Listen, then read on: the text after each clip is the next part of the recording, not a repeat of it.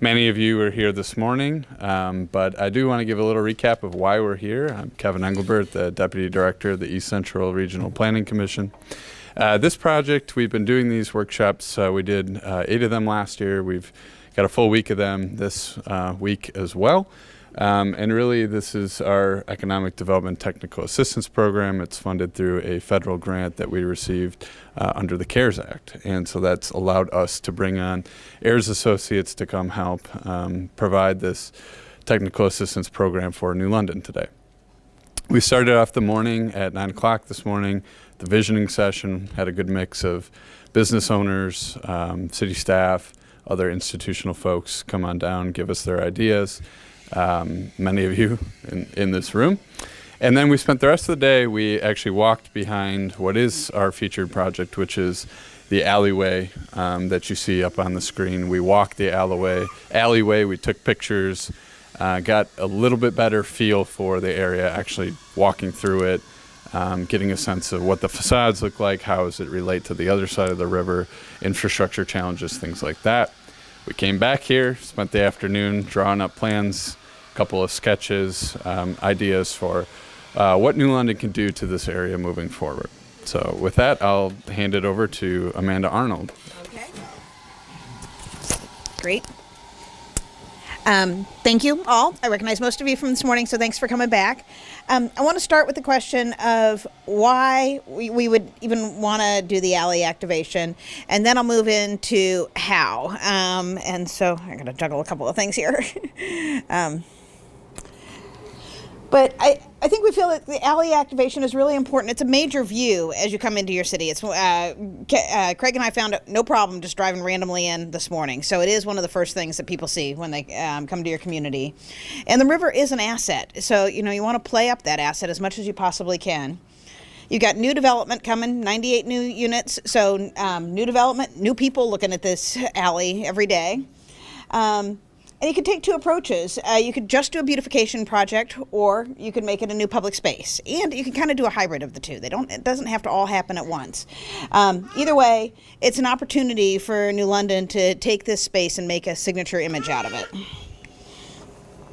So this morning we did this little exercise called a Mad Libs, and I just wanted to tell you what I found when I went through and reviewed what people said. So one of the questions on the little sheet that we handed out was, what do you believe in for your community?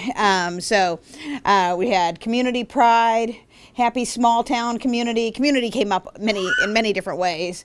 That downtown is part of the city. That people want to amplify history, or at least these were individual things. That there should be growth for the city.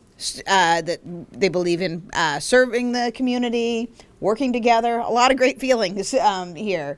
Believing in small towns, believing in developing downtown, believing in supporting each other, believing in creating a safe community, a walkable community, helping neighbors. All great. Nobody was a jerk on their little form.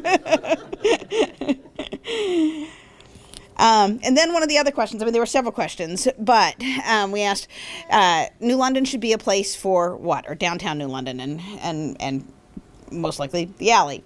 It should be a place for eating, playing, business, leisure, for access for the river, enjoyment, shopping, history. It should be a place for all ages. It should be a place for learning and engagement and dialogue and growth and activities. Year-round activities came up, not just activities. And a place for families. Families came up several times. I was just typing in what was right off the sheets. So it's not a typo. If something shows up twice, it means it was said twice. And it should be a place for tourism, and it should be a safe destination. And so as we worked on these designs, we thought about that. We'll come back to that when Craig goes through the detailed design. But as we looked at the back of at this alley and the facades, it occurred to us that it's never going to be. It's a unique space. It's never going to be pristine, and everything's not going to match. And it is a functional space. I think it's really interesting. It has such unique forms and shapes and colors, and it made me think about your murals that you have throughout the community. And I think you ought to think about the backs of these buildings buildings as being a mural in themselves. They have murals already, but you could promote that even more. I mean, one small low-cost beautification idea is just to keep painting. You've already got some really interesting things back there, and so the alley in itself could become an art project. Kind of on this theme, I think you should just promote the funky facades. Top is here, the bottom is New York, and of course you're not going to be in New York, but people embrace places that have funky things in them. If that's what you come to expect, you get into the groove and you can embrace the uniqueness. And again, I know you're not a big city, but the other picture is a small town, and you can see there in that series of facades, and of course they're front facades and not rear facades, so they don't have as many appendages and delivery areas. But those buildings have some unified architectural elements, but they've also just embraced the fact that they're each different, and they've used color, which is a big feature that you have here with your the backs of your buildings. So those are just a couple of kind of themes and thoughts, but then Craig, my coworker, really dug into some design ideas for you. And Craig, I'll let you take it and go through that. And if you want, do you want me to point? Would that help, or you got it? Let's see. Maybe I can. Can you do all of that? I can chew gum and walk. Dance, right? Yes. So this is a high level approach to some programmatic design. With one day to work, you can accomplish a lot, but you can't resolve every issue and you can't figure out every little detail. But it's meant to be this kind of visioning exercise to find some of that potential, scratch the surface, see what we can work with. And as we were listening this morning and walking around later before lunchtime, a big function of this alley is servicing those businesses, deliveries. And so we want to make sure that we're not going to impede any of that, and really to introduce pedestrians back into that alley. It seems like the only way to really successfully do that is to cantilever out over the river. And so we're showing a boardwalk here, but also we're to make it more of a pedestrian scale space. The next time that the city goes to resurface the asphalt alleyway, maybe they get a little extra funding and do colored concrete. So it's kind of a maintenance project, but it's also an opportunity. And then just kind of some repetition patterns just to, again, make it that kind of pedestrian feel. Little bulb outs on the boardwalk for maybe fishing piers. And I know there was discussion about really good lighting back there already, but we thought just to add to that overall character, maybe there's some really great ornamental lighting back in the library parking lot. So you can bring that kind of language out here as well. And then the other main move we looked at was reimagining this part. Well, before we jump to that slide, we looked at the anchor of the two parks on either side, and we know that there's plans to add some width to the sidewalk, which is fantastic. But another additional, again, maintenance project you can do kind of quicker, but then some of this other improvements is really make a pedestrian-oriented intersection. So what that would do is also encourage people to use that parking and make a safer and more enjoyable experience to park here and then get down into the Main Street town. So really trying to encourage that walkability and pedestrian safety. So I'm showing some bulb outs. There's little red asterisks to show maybe some wayfinding to direct parking, and some signage to let people know that there's parking just one block off of the main street. But again, getting them to park there and then making it a better experience for them to come back to Main Street. So let's jump to the next slide. So I did look at this area here, the existing park. Do you want to skip the slide? Can you go forward to the detailed ones? Yep. Yep. John's Park. St. John's Park, thank you. So just over here, I'll try not to block everybody's view. So right now there's 7 parking spaces along here and a nice patch of grass with a shade shelter and a picnic table. And it's really successful. It's highly activated with people, and it doesn't surprise me because it's a Main Street true park, and there's not a whole lot of just passive green space. The Veterans Park is great, but just having an open lawn that's just kind of passive enjoyment is a huge amenity. Most towns would love to have a park right on their main street like you guys have. So it's flipped around. So the river is up here. And so what I looked at doing, instead of having the parking aligned, parallel with the street, is rotating it, still getting that 7 spaces. Had to move the dumpster area. But over here, now we've got another pedestrian connection, room for farmers market tents, some sort of pop-up market. So kind of have some programming that could happen within that park when it's, on the weekends, and then just the weekdays or when it's not programmed, just have a nice passive area for families and picnics and things like that. And then the other thing that we thought was a benefit about this is if someone were to come down here, with it being one way, they have to travel through the whole alley. But this, making that connection now gives them kind of an escape route. Like they don't have to. I saw a truck with a trailer try to back out of the alley this morning and having an extra escape route.